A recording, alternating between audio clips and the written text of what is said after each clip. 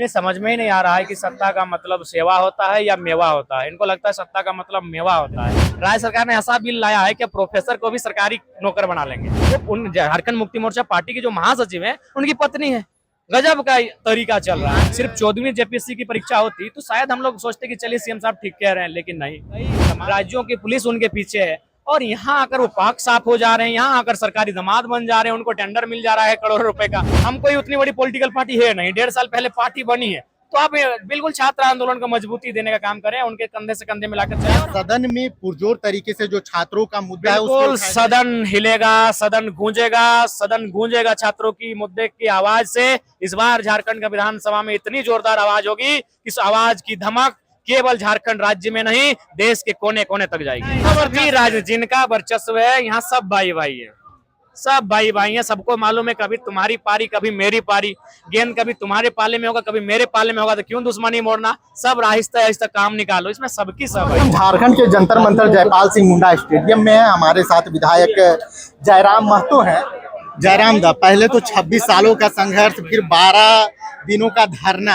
आखिर झारखंड के छात्र सिर्फ संघर्ष ही करते रहेंगे, इसका कोई परिणाम आएगा? देखिए, इसका परिणाम तभी आएगा पत्रकार भाई, जब इच्छा शक्ति इनकी सही होगी। इनमें इच्छा शक्ति का अभाव है और उसका मूल जो कारण है, ये इन्हें समझ में ही नहीं आ रहा है कि सत्ता का मतलब सेवा होता है या मेवा होता है। इनको लगता है सत्ता का मतलब मेवा होता है। इसीलिए सबसे पहला प्रयास ये करते हैं कि संस्थाओं में अपने लोगों को भर देते हैं। खैर, ये तो मैं इस आंदोलन से हटकर एक टॉपिक पे आपको बता देता हूँ, क्योंकि शायद समझ में आए।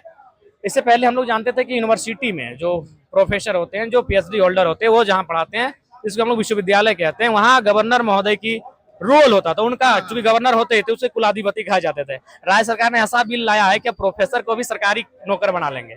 कम से कम वो व्यवस्था इससे पहले इंडिपेंडेंट थी, वो सरकार की आलोचना कर सकती थी, चाहे वो राज्य सरकार हो केंद्र सरकार। चूंकि वो एकेडमिक लोग हैं, वो इंटेलेक्चुअल लोग हैं, वो प्रोफेसर हैं, वो यूनिवर्सिटी के बच्चों को पढ़ाने वाले प्रोफेसर हैं, लेकिन उनको भी अपना कर्मचारी बनाने पे लग गए हैं। उस पे भी ये नियम संशोधन कर दिया। हालांकि हमने बहस किया था, लेकिन एक भी प्रस्ताव को स्वीकार नहीं किया गया। तो इनकी जो मंशा है कि सारी व्यवस्थाओं में अपने लोगों को भर देने की। अभी जेपीएससी के जो सदस्य हैं, वो झारखंड मुक्ति मोर्चा पार्टी की जो महासचिव है उनकी पत्नी है। गजब का तरीका चल रहा है। आज मुख्यमंत्री जी मिले थे, दिसोम गुरु की प्रतिमा पर श्रद्धांजलि अर्पित करने आए थे। हम लोग ने सवाल पूछा, बोले नियत में कोई शक नहीं है, हम लोग छात्रों के लिए सोच रहे हैं, हमारी भी नजर है, छात्रों के लिए समाधान होगा। सीएम की कथनी और करनी में कितना अंतर है मेरे भाई। इसलिए अंतर है कि सीएम साहब, अगर ये एक दिन होता, अगर ये एक परीक्षा होती, सिर्फ 14वीं जेपीएससी की परीक्षा होती, तो शायद हम लोग सोचते कि चलिए सीएम साहब ठीक कह रहे हैं, लेकिन नहीं। तमाम परीक्षाएं पिछले 1.5-2 सालों में जितनी भी, चाहे सीजीएल का मामला हो, आपके कई परीक्षाएं हुई, जिनमें तमाम कई प्रकार की विसंगतियां सामने उभर कर आई हैं। ब्लैक लिस्टेड कंपनियां आई हैं, जो उनके संचालक हैं वे लोग आज मतलब जेल की यात्रा कर चुके हैं, उनपे कई कार्रवाई के आदेश है, कई राज्यों की पुलिस उनके पीछे है, और यहाँ आकर वो पाक साफ हो जा रहे हैं, यहाँ आकर सरकारी दामाद बन जा रहे हैं, उनको टेंडर मिल जा रहा है करोड़ों रुपए का। तो इससे स्पष्ट हमें संदेह होता है उनकी नियत पर। संदेह करने के कई कारण है।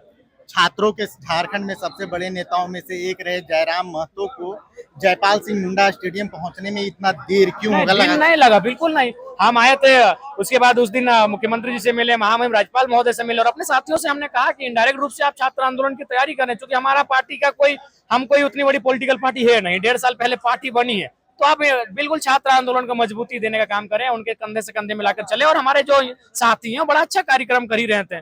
उसके बाद हमने सोचा था जब रांची का विधानसभा का सेशन होगा, उसी समय 6-7 दिन वहीं रहेंगे, वहीं बैठ कर रहेंगे, वहीं उनके बीच खाएंगे। 6 तारीख से सदन हो रहा है, हम सब वहां पे रहेंगे। क्या सदन में पुरजोर तरीके से जो छात्रों का मुद्दा है बिल्कुल सदन हिलेगा, सदन गूंजेगा, सदन गूंजेगा छात्रों की मुद्दे की आवाज से। इस बार झारखंड का विधानसभा में इतनी जोरदार आवाज होगी, इस आवाज की धमक केवल झारखंड राज्य में नहीं, देश के कोने कोने तक जाएगी। आखिरी सवाल जयराम दा, इसमें जो एक सौरव सुमन की गिरफ्तारी हुई है, वो आजसू के प्रवक्ता का बेटा बताया जा रहा है।